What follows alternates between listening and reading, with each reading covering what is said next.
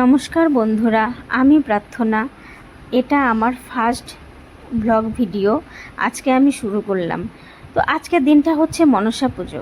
তো মনসা পুজোতে আমাদের অনেক কিছুই প্রয়োজন হয়, সেগুলো আমার হাজব্যান্ড কিছুটা তুলে রেখেছে এবং কচুর ফুল টোল এগুলো দেখতেই পাচ্ছেন। তো আমি তার আগে আমি আমার ঘরের যে লক্ষ্মী ঠাকুর আছে ঘরের মন্দিরে, সেখানে আমি পুজো দিব।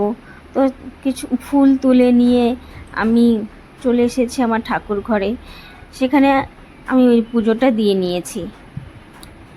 সকালবেলায় আমার হাজব্যান্ডই অনেক কিছু আমাকে রেডি করে দিয়েছে। তো আজকে আবার আমাদের গ্রামের বাড়িতে যাওয়ার কথা। তো আমি স্নান টান সেরে এই ঠাকুর ঘরে চলে এসেছি পুজো দেওয়ার জন্য।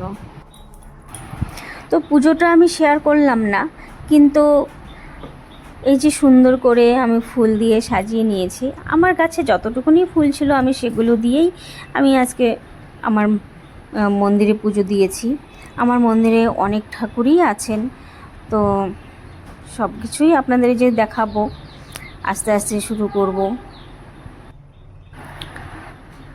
মা লক্ষ্মী, বাবা গণেশ, তারপরে ওপরে দেখতেই পাচ্ছেন রাধাকৃষ্ণ, মা সরস্বতী, লক্ষ্মীনারায়ণ অনেকে আছে। তারপরে আমার কুলদেবতা আছে অনুকূল ঠাকুর, লোকনাথ বাবা, বজরংবলী। পাশেই হচ্ছে আমার শ্বশুর মশাইয়ের ছবি।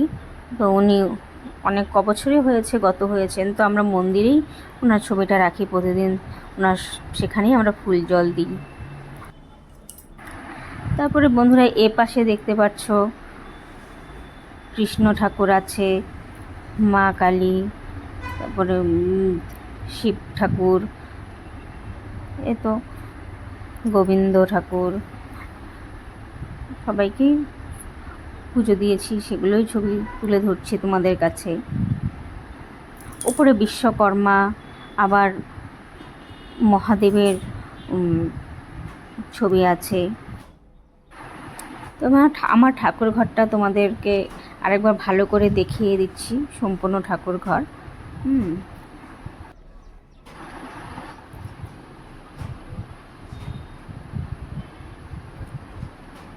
এই তো দেখিয়ে দিলাম, ক্যামেরায় ওভাবে হচ্ছে না, তাই এভাবেই দেখালাম তোমাদের। তো এই পুজো সেরে এখন নিচে চলে এসেছি।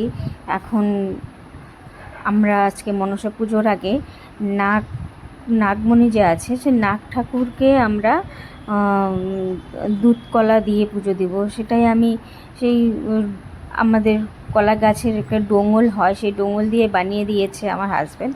তো সেখানে কচু পাতা আমাদের এগুলো দিতে হয়। তো ধূপ ধুনো দিয়ে সাজিয়ে নিয়েছি, দুধ দিয়ে দিচ্ছি।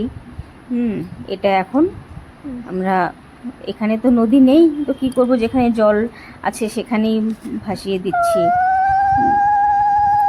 এটা আমাদের ছেলেদেরই করতে হয়, তো ওর জন্য আমার হাজব্যান্ড দিয়ে দিচ্ছে জলের মধ্যে। এটা দিয়ে আমরা পেছন দিকে আর তাকাবো না।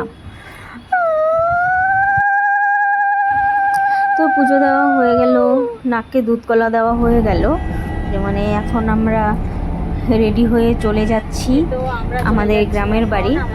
তো সেই রাস্তার কিছুটা দেখাচ্ছি তোমাদের।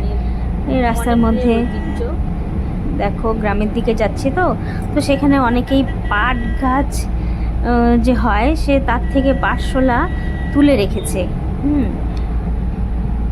সেগুলো দেখাবো।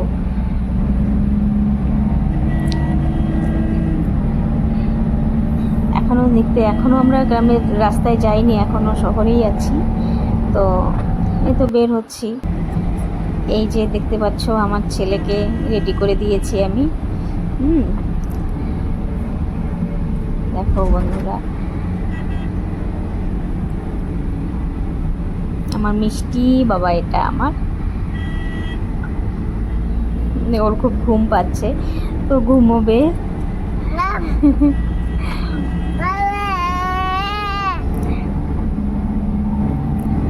ও শুধু মোবাইলটা চাইছে আমার কাছ থেকে।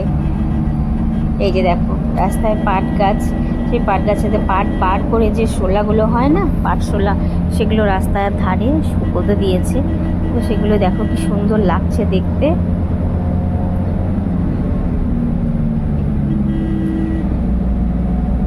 আমারও দেখতে খুব ভালো লাগছে এগুলো, তো ওর জন্য তোমাদের সঙ্গে শেয়ার করলাম। এখানে এত সুন্দর জায়গা, চারদিকে সবুজে সবুজ, দেখলে মনে হয় যে চোখটা একদম জুড়িয়ে যায়। দেখো রাস্তার দুপাশে এত পাট গাছ, অন্য কিছু আর দেখাই যাচ্ছে না। সে পাটশোলাগুলোর জন্য অন্য কিছুই দেখা যাচ্ছে না, শুধু পাট গাছই দেখা যাচ্ছে। তো চলো যাই গ্রামের বাড়ি। একদম গ্রামের বাড়ি গিয়ে ওখানে দেখে আমরা এখনও উপোস আছি। তো ঠাকুরমশাই শুনেছি চলে এসেছে, কিন্তু আমরা গিয়ে পুজোটা পাই কি পাই না সেটা বুঝতে পারছি না। তো চলে এসেছি, এই দেখো। তো ঠাকুরমশাই পুজো দিয়ে চলে গেছেন, তো আমাদের কপাল খুবই খারাপ যে আমরা সেদিন অঞ্জলি দিতে পারলাম না। তো যাই হোক, পরে শেষে একটু প্রণাম করে আমরা সেই প্রসাদ খেয়েছি। প্রসাদ খেয়েই আমরা আমাদের উপোস ভেঙেছি। এই যে মাকে পুজো দেওয়া হয়েছে, সেটা এই আমার গ্রামের বাড়িতে।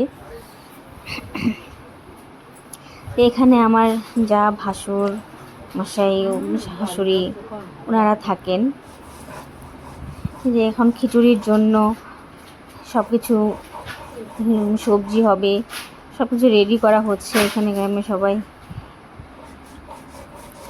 মশলা, এখানে সব বাটা মশলা সব কিছু রান্না করা হয়।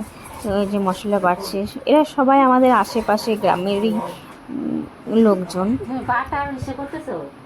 তো সেই মশলা করছে, সেই ভিডিওটা দেখাচ্ছি।